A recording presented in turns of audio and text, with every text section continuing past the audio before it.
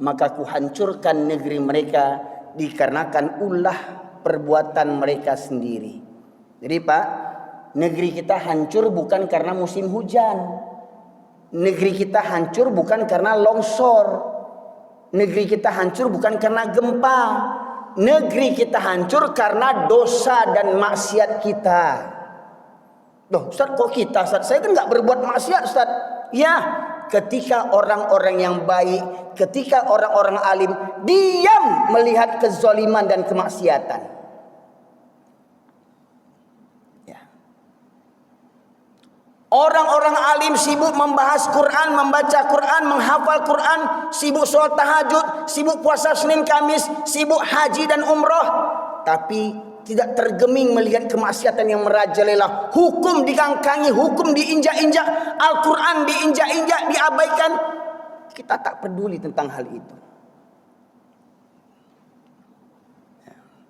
Maka orang-orang yang soleh sekalipun akan ditimpa musibah, bencana, menjadi korban, dan akhirnya mereka akan dibangkitkan menurut amal-amal mereka sendiri-sendiri. Muhammadan abduhu wa rasuluhu alladzi la nabiyya ba'dah. Allahumma salli wa sallim ala nabiyyina Muhammad wa ala alihi wa sahbihi ajma'in. Qala Allah Ta'ala fil Qur'anil Karim, a'udzu billahi minasyaitonir rajim. Ya ayyuhalladzina amanu taqullaha haqqa tuqatih wa la tamutunna illa wa antum muslimun. Amma ba'du, masyaallah muslimin, Bapak Ibu sekalian, sidang majlis ilmu yang dirahmati oleh Allah. Bersyukur kita kehadirat Allah Subhanahu wa taala di atas kelimpahan rahmat dan karunia yang selalu anugerahkan kepada kita. Serta salawat dan salam kita aturkan kepada junjungan kita Nabi besar Muhammad sallallahu alaihi wasallam, yang dengan diutusnya beliau menjadi rahmat bagi seluruh sekalian alam. Bapak sekalian dirahmati oleh Allah, pada kesempatan kali ini safari dakwah yang saya jalani pada awalnya ingin membahas seputar tradisi sesat sebagian besar kaum muslimin yang merayakan pergantian malam tahun baru. Banyak kaum muslimin yang sesat tidak merasa bahwasanya akidah mereka terkikis karena bertasyabuh meniru perangai orang-orang kafir, berbangga memperingati perpindahan tahun Masehi. Namun setelah sebulan saya menebarkan informasi, akhirnya qadarullah terjadi musibah di ranah Minangkabau. Setelah setahun yang lalu saya ceramah tentang masalah Galodoh. Mungkin sebagian bapak sekalian melihat ceramah saya di YouTube, keluar lagi ceramah tentang Galodoh setahun yang lalu. Bapak sekalian rahmati oleh Allah, kalau selama ini BMKG atau Badan Meteorologi dan Geofisika mengkabarkan kepada kita akan datangnya musim hujan, angin monsun dan segala macamnya, kemudian meramalkan kita ini berada dalam patahan bumi yang rentan akan tertimpa musibah. Ingat, itu namanya ramalan. Bisa benar, bisa tidak. Dan semua tidak akan terjadi kecuali atas kehendak Allah. Jadi tidak perlu kita cemaskan, Pak. Tidak perlu kita khawatir kalau kita tertimpa musibah. Tidak perlu kita khawatir kalau kita mati jadi terkorban. Tidak perlu kita khawatir rumah kita hancur binasa. Karena sudah merupakan sunnatullah, Allah akan menguji kita. Yang semakin berat, semakin meningkat iman kita, maka akan semakin berat ujian yang akan kita hadapi. A'udzubillahi minasyaitonirrajim. Walanabluwannakum bisyai'in minal khaufi wal ju'i wa naqsim minal amwali wal anfusi wath thamarat wa basyiris sabirin. Dan sungguh akan kami uji kalian dengan rasa takut. Takut lapar, takut miskin, takut kekurangan makanan, takut kekurangan buah-buahan, takut kekurangan nyawa. Yang itu sebagai ujian sunnatullah yang harus kita hadapi. Dan di kalimat istirja ketika kita menerima musibah itu ada kalimat yang harus kita renungkan, yaitu kalimat inna lillahi wa inna ilaihi raji'un. Sesungguhnya kita ini milik Allah. Kita ini milik Allah dan akan kembali kepada Allah. Kita tidak punya wewenang terhadap diri kita sendiri, bahkan sekalipun badan kita ini dari ujung kepala sampai ke ujung kaki itu milik Allah. Apalagi rumah kita, apalagi mobil kita, apalagi pangkat dan jabatan kita, apalagi istri, suami, anak, keturunan kita, semuanya milik Allah. Jadi tidak boleh kita menggunakannya sekehendak hati kita. Kalau bahasa awaknya sakalamat diutak awak seorang aja. Ya. Kalau orang Jawa bilang ora oleh sak karep dhewe, ora boleh kayak ngono. Kayak misalnya. Ya.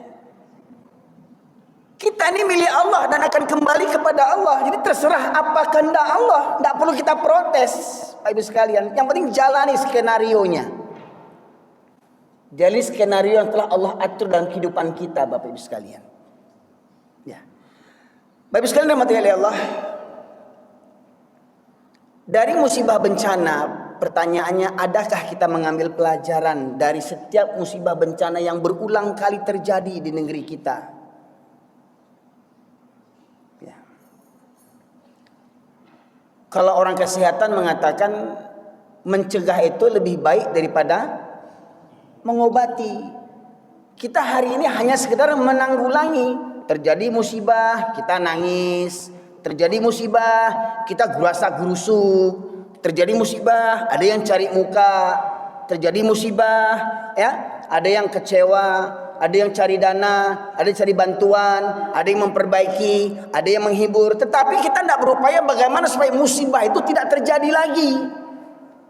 Ya, mana yang terbaik, Pak? Kita persiapkan menerima musibah atau kita mencegah musibah terjadi?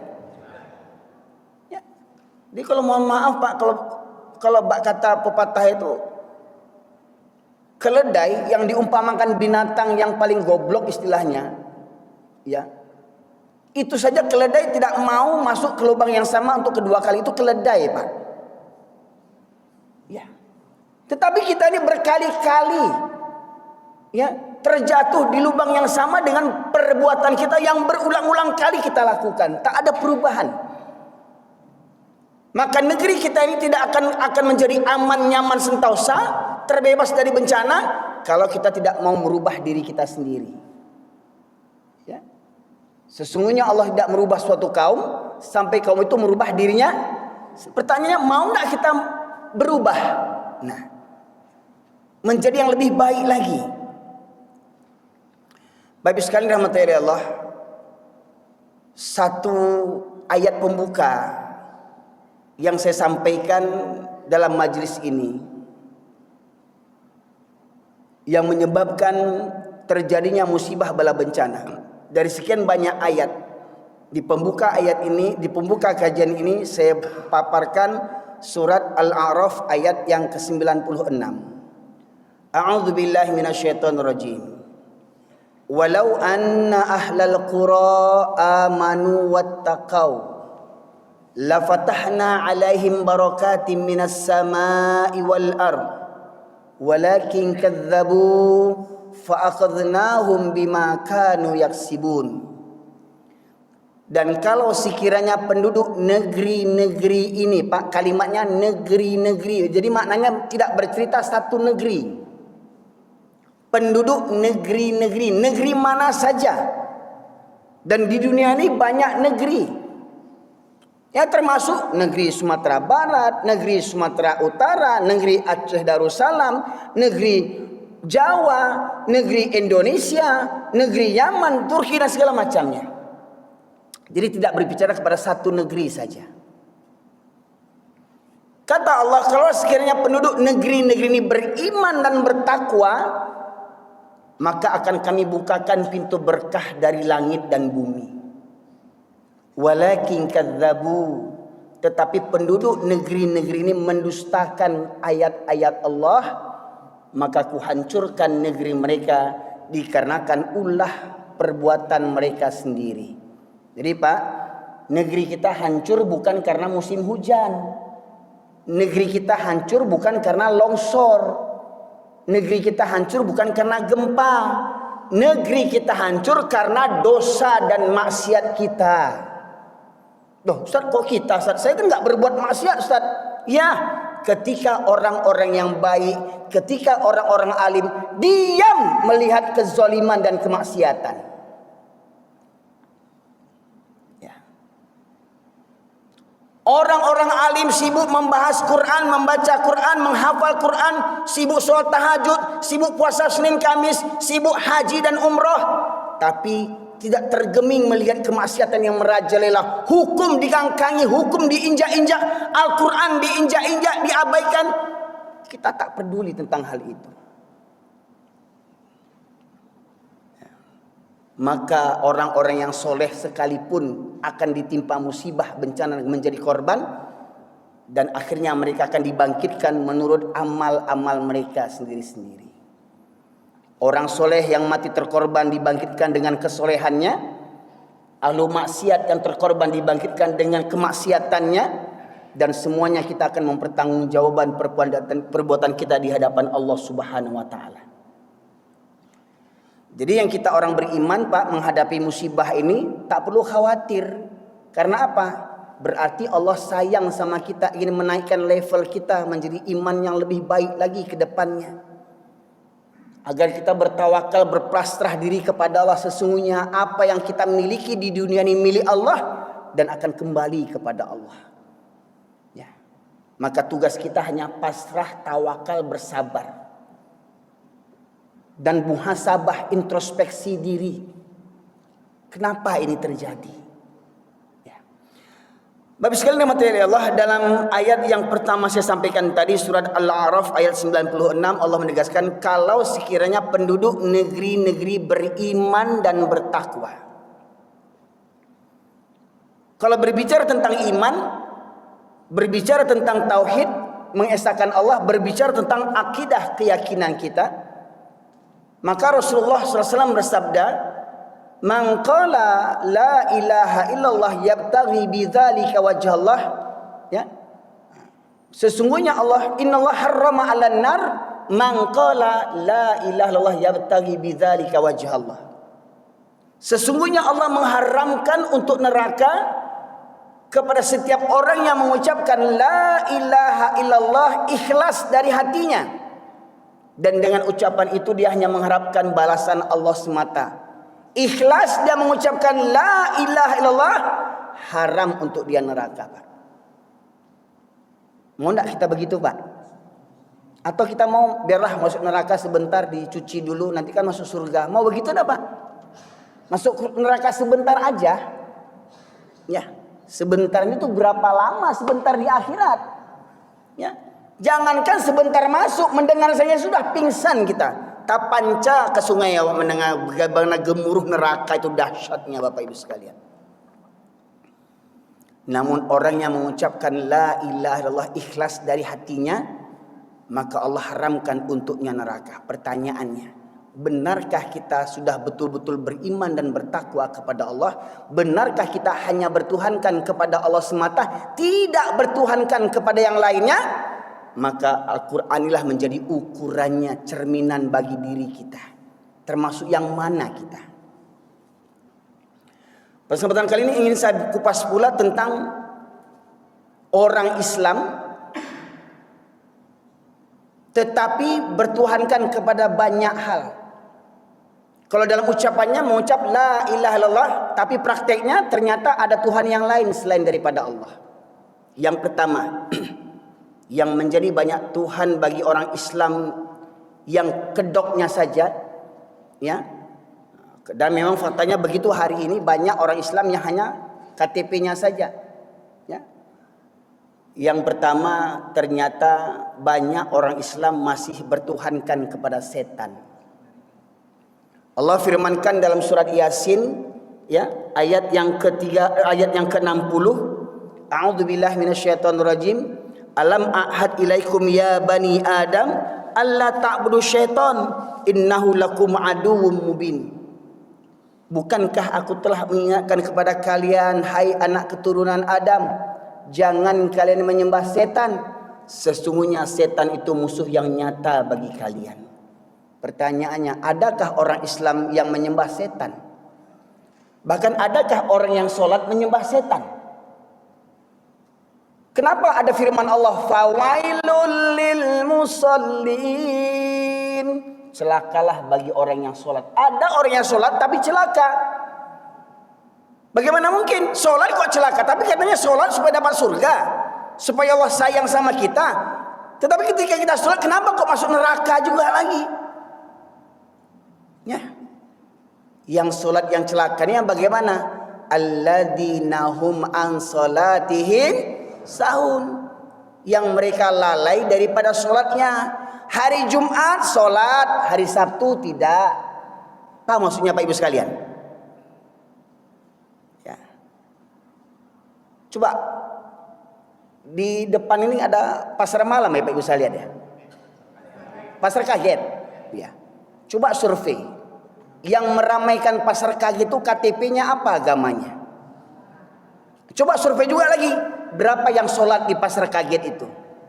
Coba survei Pak Ibu sekalian. Ada enggak orang yang KTP-nya Islam dari maghrib menjelang maghrib sampai ke Isya di situ juga lagi dia? Ada enggak? Tuh, Pak, orang Islam Pak. Ustadz jangan nyinggung-nyinggung orang. Saya kan nggak nyebut nama. Kan memang begitu perangai orang Islam hari ini. Masih banyak orang Islam yang sholatnya sepekan sekali.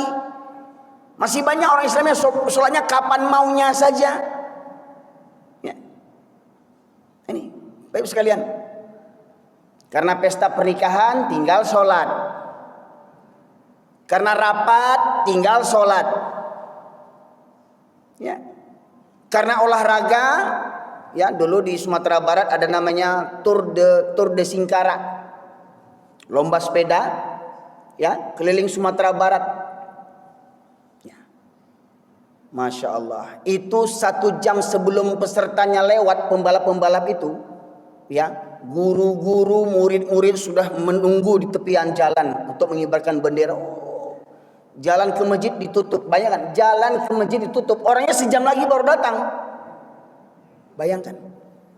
Ketika orang azan, Allahu Akbar, Allahu Akbar, bersamaan dengan lewatnya pembalap-pembalap sepeda, coba berapa banyak yang nonton balap sepeda dengan yang datang ke masjid, Pak Ibu sekalian.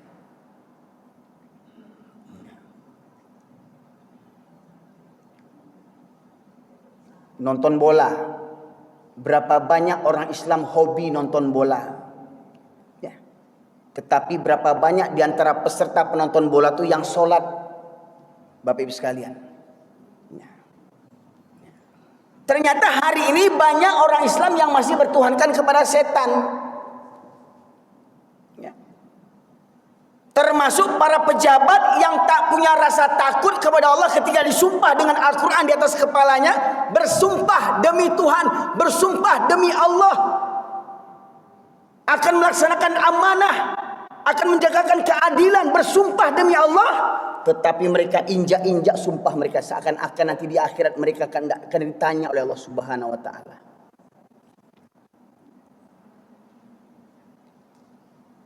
Yang pertama, Pak, banyak orang Islam yang masih bertuhankan kepada setan. Yang kedua, banyak pula orang Islam yang mempertuhankan hawa nafsu. Dalam surat Al-Jasiyah, surat ke-45 ayat 23, Allah berfirman, A'udzubillahi minasyaitonirrajim. Afara'aita man ittakhadha ilahahu hawahu. Pernahkah kau perhatikan orang yang mempertuhankan hawa nafsunya?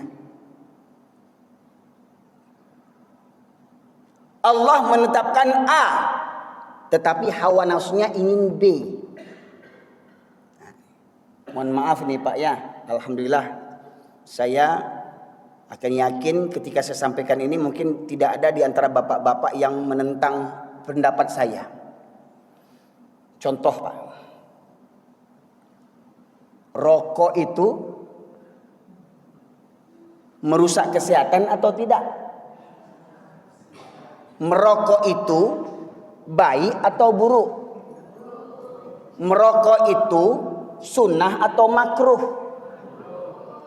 Saya tanya dulu makruh. Arti makruh itu apa?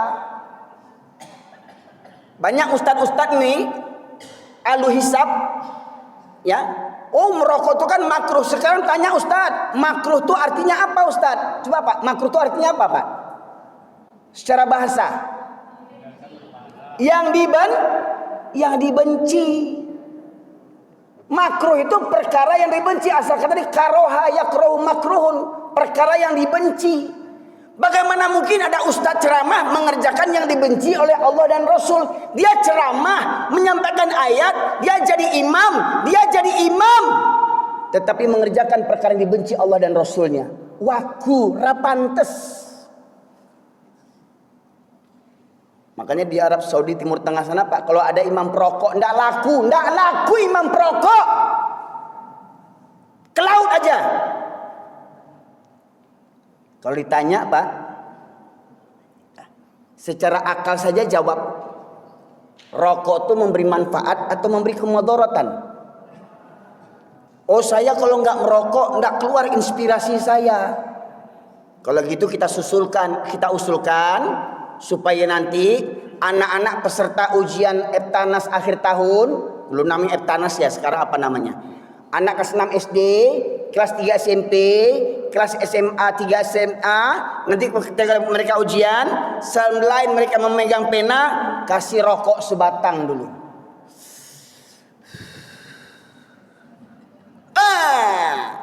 Tak buka pikirannya dek masuk rokok dari itu.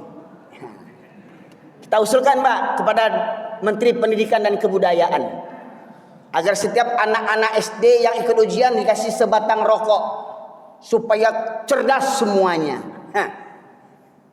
Itu kan. Lagi Pak, mohon maaf, yang perokok simpan dalam hati, rasa bencinya simpan dalam hati. Terserah Anda setuju atau tidak. Nanti engkau mati, saya pun mati, kita dihadapkan kepada Allah. Siapa yang benar nantinya? Mohon maaf, saya makanya agak berani karena apa? Di sini nggak ada yang merokok. Di sini ya, di luar saya nggak tahu nih. Nah, makanya saya agak berbangga nih, banyak pendukung saya nih di masjid.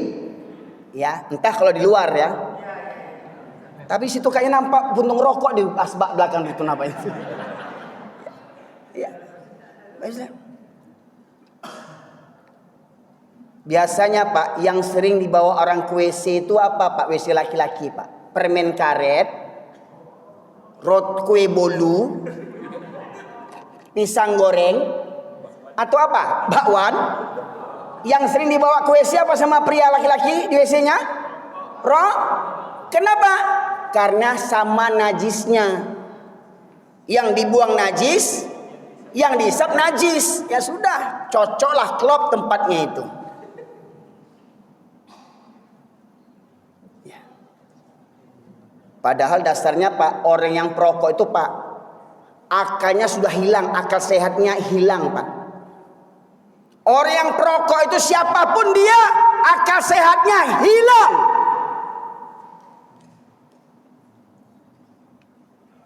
Ndak merokok ambo ndak fokus, ndak merokok ambo asam-asam muncul ambo sudah makan. Banyaklah alasannya itu Pak Ibu sekalian. Pertanyaannya, hei perokok, Tuhanmu siapa? Allah apa hawa nafsu? Ya, ndak usah cerita agama. Dokter-dokter yang kafir saja mengatakan rokok merusak kesehatan. WHO, Badan Kesehatan PBB yang didirikan orang-orang kafir mengatakan rokok merusak kesehatan. Betul Pak Ibu? Paling semangat Ibu bilang betul katanya. Ya. akal sehat dah hilang. Kenapa? Mempertuhankan hawa nafsu. Terserah Anda yang perokok mau terus merokok, terserah, cepat atau lambat Anda akan mati. Alah, mati-mati apa? Itu Simbah itu umurnya 70 tahun masih merokok. Ustadznya umur 30 mati duluan ustadznya. Simbah itu panjang umurnya. Ya. Satu, rokok. Dua, mana yang lebih baik, sholat berjamaah dibandingkan sholat di rumah? Sholat berjamaah di masjid dibandingkan sholat di rumah, mana yang lebih baik? Lebih baik di masjid. Nyatanya lebih banyak yang mana sholatnya? Pertanyaannya mohon maaf ini. Mohon maaf Pak, kalau subuh berapa saf Pak jamahnya? 2 saf. 1 sampai 2. Coba survei, siapa jamaahnya? Ya. Apa kata Bu Hamka? Kalau ingin melihat orang Islam, lihat waktu sholat hari raya, keluar tuh orang Islam yang pampok keluar, yang koruptor keluar, agen narkoba keluar, ya, penebang hutan keluar, makan uang sosial bantuan keluar, makan uang MBG keluar tuh sholat hari raya. Tapi kalau ingin melihat orang yang beriman, kata Bu Hamka, lihat waktu sholat subuh. Siapa yang rutin sholat subuh itu tanda orang beriman. Ibu-ibu kalau ingin cari menantu, cari orang yang beriman. Tidak cukup cari orang Islam. Banyak KTP-nya Islam pencuri, banyak KTP-nya Islam pezina, penipu, koruptor, ya kan? Cari orang yang beriman. Di mana nyarinya? Di masjid. Jadi siapa yang nanti subuh rajin ke masjid, ambil jadi menantu walau umurnya 60, 65, 70. Nah, ini jamaah masjid ini. Ya. Saya yakin jamaah-jamaah yang calon menantu ibu pasti istrinya masih satu ini. Ya. Pak Ibu sekalian. Karena hari ini para pemuda kita nyaris tak punya iman kepada Allah Subhanahu wa taala. Betul tidak? Hilang generasi muslim kita, Pak. Hilang generasi beriman kita. Pemuda tak minat ke masjid. Pemuda tak minat datang ke masjid mendengarkan kajian sholat berjamaah. Betul tidak? Dan malangnya pemuda itu ada di rumah kita. Dan kalau pemuda itu ada di rumah kita, ayah ibunya yang rajin ke masjid, juga ayah ibunya akan diseret ke neraka oleh anaknya yang tidak ke masjid, Pak Ibu sekalian. Jadi jangan sampai tega Bapak Ibu sekalian berangkat ke masjid tapi menantu di rumah. Bapak Ibu ke masjid, anak laki-laki masih di rumah. Ingat, mereka bertuhankan kepada hawa nafsu. Pernah kau perhatikan orang yang mempertuhankan hawa nafsu dan Allah menyesatkan mereka berdasarkan ilmunya. Wa khatama ala qalbihi wa khatama ala sam'ihi wa qalbihi wa ja'ala ala basarihi ghishawah, dan Allah kunci mati hatinya, pendengarannya. Allah tutup pendengarannya, Allah kunci hatinya. Ya, khatamallahu ala qulubihim wa ala sam'ihim wa ala absarihim ghisyawatun walahum adzabun azim. Allah kunci mati hatinya. Bayangkan, banyak orang Islam bertetangga dengan masjid tapi jarang berangkat ke masjid. Coba bayangkan, rumah berhadap-hadapan dengan masjid, jarang berangkat ke masjid. Ya, rumah bertetangga dengan masjid, tak sanggup berangkat ke masjid. Tetapi kalau berangkat kerja, cari duit, urusan dunia, wah, gunung kan kudaki, lautan ku seberangi, surau terlewati. Pak Ibu. Lantas kata Allah tadi dalam surat Al-Jasiyah ayat 23, ya, fama yahdi min ba'dillah afala tadhakkarun. Maka siapakah yang akan memberi petunjuk kepada mereka setelah Allah membiarkan mereka sesat? Jadi Allah biarkan mereka sesat. Siapa yang disesatkan oleh Allah? Orang yang mempertuhankan hawa nafsunya, disesatkan oleh Allah Subhanahu wa taala. Hati-hati orang yang mempertuhankan hawa nafsunya. Makanya mohon maaf Pak ya, mohon maaf nih. Pemirsa mohon maaf, pemirsa mohon maaf. Orang perokok tuh susah dikasih tahu Pak. Betul. Bebal kepalanya, otaknya dah bebal. Banyak racun. Susah dikasih tahu.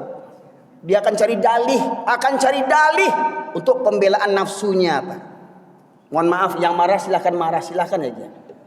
Ya, tapi jangan melempar-lempar ya. Marah aja. Ya.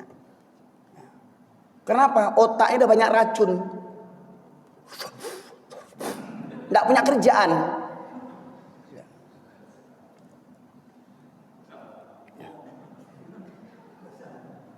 Dan perokok termasuk orang yang zalim. Karena apa? Mengganggu kesehatan orang lain. Betul lah Pak? Kalau bapak sendiri yang mati nggak apa-apa, biar mampus itu. Tapi jangan sampai orang lain dikorbankan. Kalau mati sendiri aja, jangan merusak orang lain lagi. Ya. Mohon maaf Pak Ibu. Oh ini banyak yang ngamuk dengan ceramah ini, banyak ngamuk nanti nih. Iya. Kemarin ya orang dah ngamuk-ngamuk sama saya, sekarang bancing buat ngamuk lagi nih. Ya, supaya sadar kita Bapak Ibu sekalian. Ya. Kemudian yang berikutnya di dalam surat Al-Ahzab ayat yang ke-66 sampai 68.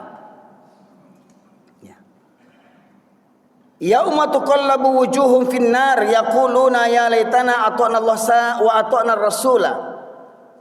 Ketika hari muka mereka dibolak-balikkan dalam neraka, ketika muka mereka dibolak-balikkan dalam neraka, dan berkatalah mereka, kalau seandainya kami dulu taat kepada Allah dan taat kepada Rasul, kalaulah dulu kami taat kepada Allah dan taat kepada Rasul, tentu kami tidak akan masuk neraka. Penyesalan selalu datang kemudian. Ya. Kenapa mereka masuk neraka? Kenapa mereka tidak mau taat kepada Allah dan Rasul? Wa qalu rabbana inna ata'na sadatana wa kubara'ana fa adalluna sabila.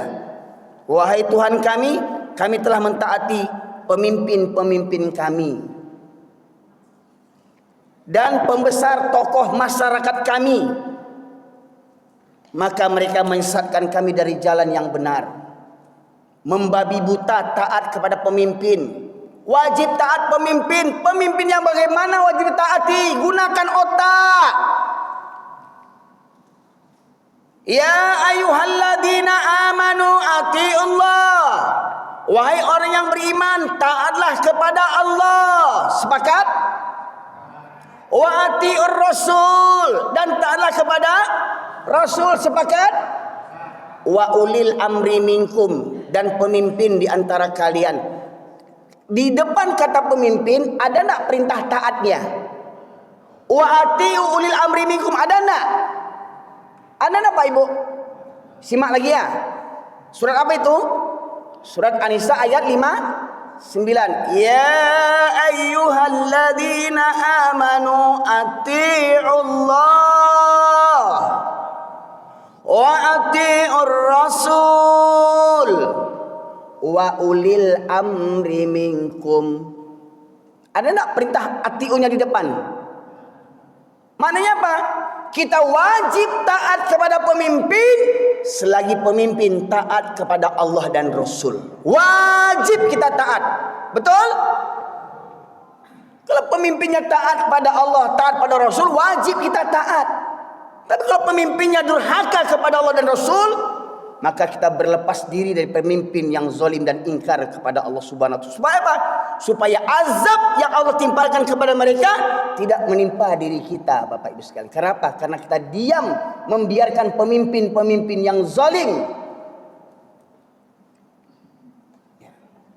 Jadi orang yang fanatik kepada pemimpinnya, apa pemimpinnya? Ketua adat, ketua partai politik. Ya, banyak orang partai politik otaknya nggak jalan hari ini, melihat pemimpin partainya sudah sableng-sableng, bahlul. Ya. Ada ketua partainya bahlulnya nggak tanggung-tanggung bahlulnya. Ya. Dia angkat jadi ketua. Lebih bahlul yang ngangkat lagi. Bayangkan. Pemimpin buat aturan untuk apa? Untuk melegalkan kezaliman. Sama seperti Fir'aun buat undang-undang. Fir'aun buat undang-undang supaya ketahtanya tidak direbut oleh apa kata ahli nujum, bahwasanya akan datang pemuda yang akan meruntuhkan kekuasaanmu. Maka Fir'aun buat undang-undang. Ya, kalau ada anak laki-laki yang lahir, dia apa kan? Dibunuh. Dan prajurit-prajurit tentara-tentaranya yang tak punya akal, sami'na wa ata'na, kami dengar dan kami taat perintah atasan, walaupun perintah itu bertentangan dengan kehendak Allah dan Rasul. Menjaga tempat pelacuran. Tempat pelacuran dijaga, minta pajak. Siapa yang biasa menjaga, Pak? Tidak usah sebut lah ya. Udah tahu rahasia umum tuh. Tempat pelacuran dilindungi. Mohon maaf, Pak. Ini orang Pekanbaru, mohon maaf ini. Ya, setelah saya mengisi pengajian di Kampung Dalam, baru saya tahu di situ ada menjual arak ilegal. Menjual arak secara legal. Menjual arak kiri kanan, menjual arak, Pak Ibu sekalian. Tunggu bala Pekanbaru ini, Pak Ibu sekalian. Khamar dijual beli. Mirisnya lagi yang menjual orang Islam. Betul enggak? Pasar bawah tuh kan? Tunggu bala kota Pekanbaru ini. Pasti sampai. Bukan enggak sampai, pasti sampai. Kenapa begitu? Masa menjual khamar bebas merdeka mereka? Nggak ada ulama di Pekanbaru ini. Mana ulama di Pekanbaru ini? Pemimpin kota Pekanbaru apa agamanya? Oh, nanti kena boykot plus, nggak boleh masuk Pekanbaru nanti ini. Ya, nggak urusan saya. Bumi ini milik Allah, nggak perlu kita takuti, nggak perlu minta izin kepada manusia. Bumi ini milik Allah. Bagaimana mungkin di negeri Melayu, ya, banyak orang-orang Islam arak dijual bebas. Mohon maaf Pak, baru kali ini saya menengok kota yang saya lewati, separah-parah kota Medan Pak, tempat saya lahir di kota Medan itu. Orang buat kampus dan segala macamnya. Belum pernah saya melihat sebebas itu orang menjual di kota Pekanbaru Pak. Kan hebat Pekanbaru tuh. Hebat kan Pak? Banyak anggota dewan partai-partai Islam nggak bisa berantas kayak begituan. Coba bayangkan.